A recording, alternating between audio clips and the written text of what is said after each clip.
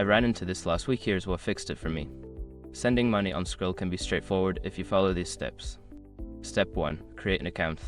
If you don't already have an account, go to the Skrill website or app and sign up. Fill in your details and verify your email address. Step 2. Add payment method.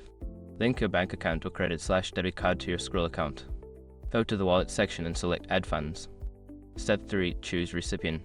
To send money, click on the send option. Enter the recipient's email address or mobile number. Make sure the details are correct to avoid sending money to the wrong person. Step 4. Enter amount.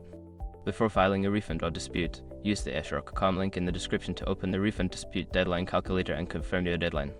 Step 5. Confirm transaction. Review all the details and click send. You should receive a confirmation email once the transaction is complete. If you follow these steps, you should have no trouble sending money on Skrill. Just remember to double check the recipient's details to avoid any mishaps. Happy transferring!